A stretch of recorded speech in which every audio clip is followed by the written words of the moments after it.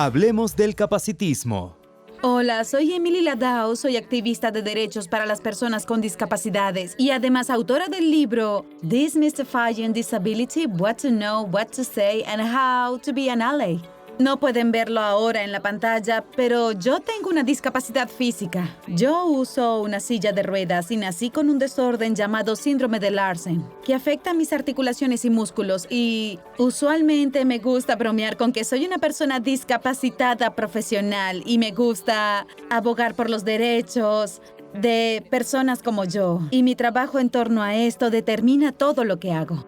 ¿Qué es el capacitismo? El capacitismo, en términos simples, son nuestras acciones y actitudes hacia las personas con discapacidad. Pero no solo es dirigido hacia personas con discapacidades, sino que es cualquier forma de discriminación informada por la percepción negativa que tenemos sobre el valor de alguien con alguna discapacidad. Me parece muy importante reconocer que el capacitismo no existe dentro de un vacío. El capacitismo se entrelaza mucho con otros tipos de discriminación, como el racismo, sexismo, homofobia y xenofobia. El capacitismo está en todas estas conversaciones. Además, es importante reconocerlo, porque la discapacidad es la única identidad que puede atravesar todas y cada una de las otras identidades. Así que cuando hablamos de capacitismo, debemos reconocer que no solo ocurre en relación con la discapacidad, sino que ocurre en relación con las intersecciones de otras identidades marginalizadas que también tienen. Por ejemplo, una persona de color con discapacidad experimenta tipos de capacitismo significativamente distintos a los que yo experimento al tener el privilegio de ser una mujer blanca con discapacidad. ¿Cómo se manifiesta el capacitismo en nuestras vidas?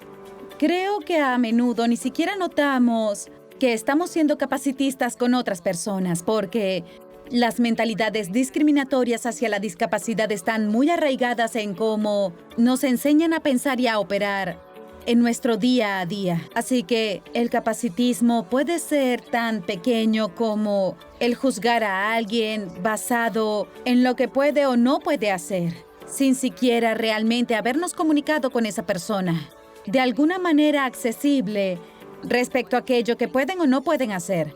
Y puede ser tan grande como excluir por completo a alguien con una discapacidad de, por ejemplo, una excursión si planeas hacer una y un estudiante con discapacidad no puede participar en parte de esa actividad. Eso es capacitista, ¿bien? Cuando se trata de entender cómo el capacitismo impacta a las personas en el día a día, cómo se manifiesta en nuestro día a día, debemos comprender que puede manifestarse de muchas formas pequeñas. Lo que conocemos como microagresiones, quizá al hacer algún comentario sentencioso, quizás como «Oh, eres inteligente» para alguien en silla de ruedas, el cual es un comentario que yo he recibido mucho. Y no solo están siendo capacitistas conmigo, también están siendo capacitistas contra las personas con discapacidades intelectuales al realizar un juicio de valor basados en sus habilidades cognitivas, ¿bien? Y a veces es muy grande, en el sentido de que asumimos que un niño no puede abogar por sí mismos, que no puede ser parte de la conversación sobre adecuar el aula o una actividad para volverla accesible para él. Así que el capacitismo es muchas cosas a la vez y es muy importante que lo reconozcamos en nosotros mismos, que lo combatamos y que trabajemos con el grupo de personas afectadas para asegurar que ellos estén dirigiendo las conversaciones y el camino. ¿Qué pueden hacer las escuelas y organizaciones para lidiar con el capacitismo? Es muy importante reconocer que una asociación de padres y maestros no necesariamente se trata solo de inclusión estudiantil. También se trata de ser inclusivos con los padres y maestros, reconociendo que los maestros y los padres pueden tener discapacidades. Preguntarte cómo puedes garantizar que estés trayendo a todos a la mesa.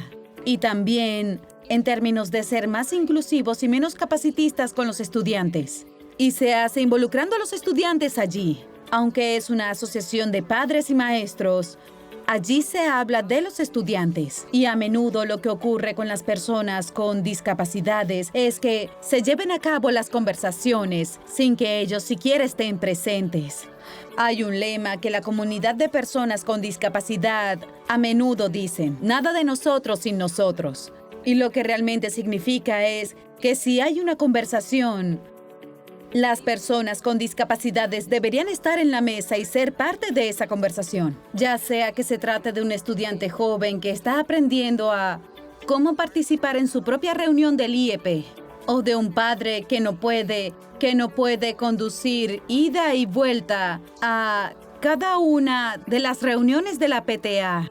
Encontrar maneras de traer a personas con discapacidad a cada conversación solo ayudará a que todo lo que hace su PTA sea mejor, más efectivo y más inclusivo. ¿Qué dirías a quienes se preocupan por usar términos incorrectos en torno a la discapacidad? El lenguaje de la discapacidad es tan profundamente personal. Y lo primero que siempre le recuerdo a las personas es que debemos respetar y entender esas preferencias personales. Seguro me han escuchado decir persona discapacitada o persona con discapacidad, incluso en este video. Y yo sé que a veces una u otra podría hacer que las personas se detengan y digan: oh, creí que no podía decir persona discapacitada. O, oh, a mí me enseñaron a usar el lenguaje de la persona primero y llamar a alguien persona con discapacidad. Y lo cierto es que no necesariamente existe una respuesta correcta a eso, porque el lenguaje es algo a lo que todos llegan desde una perspectiva completamente distinta. Lo que yo suelo recomendar es que si no estás seguro de qué decir, está bien decir persona con discapacidad. Lo importante es no tenerle miedo al término discapacidad, ya que no es algo negativo o causante de vergüenza. La razón por la que nos sentimos así es porque le hemos atribuido ese valor muy negativo a esa palabra. Pero lo que debemos hacer es voltear eso de cabeza y reconocer que la discapacidad es una identidad, una cultura y parte de lo que hace que las personas sean quien son. Así que en mi caso, yo acepto esto y uso lo que se conoce como el lenguaje de identidad primero y digo: soy una persona discapacitada. Y eso es porque no quiero que la discapacidad sea independiente de quién soy. Orgullosamente me identifico como una mujer discapacitada. Y soy discapacitada en el mismo modo en que soy judía y en el mismo modo en que soy mujer, ¿de acuerdo? Son parte de lo que soy y lo que me vuelve una persona completa. Dicho eso, hay muchos otros términos que usamos al hablar de la discapacidad, como necesidades especiales, persona con capacidades diferentes y persona con impedimentos físicos. Especialmente en los sistemas escolares, a menudo vemos muchas maneras de abordar el término discapacidad. Y yo no pretendo decirle a alguien qué pueden o no usar personalmente. Pero también de verdad recomiendo intentar aceptar la palabra discapacidad, porque necesidades especiales no es un término legal. No existe ninguna ley que sea llamada de esa forma, ¿cierto? Es estadounidenses con discapacidades. Así que la discapacidad es algo que puede, si se usa como identificador, abrir la puerta hacia servicios, alojamientos, una comunidad y sistemas de apoyo. Comencemos a cambiar nuestra mentalidad para dejar de temerle al término discapacidad.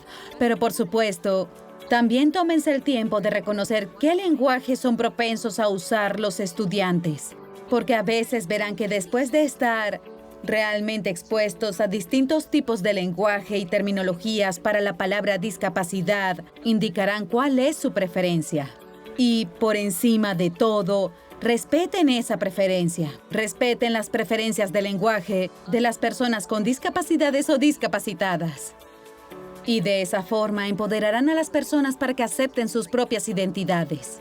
¿Cómo pueden los líderes parentales abogar mejor en favor de los asuntos de discapacidad? Mi mejor consejo para los líderes parentales es que se aseguren de no estar abogando en favor de personas discapacitadas, sino junto a esas personas. Creo que eso es una distinción increíblemente importante. Cuando hacemos algo por o en nombre de alguien más, suele suceder que no se tome en cuenta lo que realmente ellos quieren y necesitan. Pero cuando hacemos algo junto a la comunidad discapacitada, es cuando vamos a alcanzar un mejor y más inclusivo sistema educativo para cada uno de nosotros.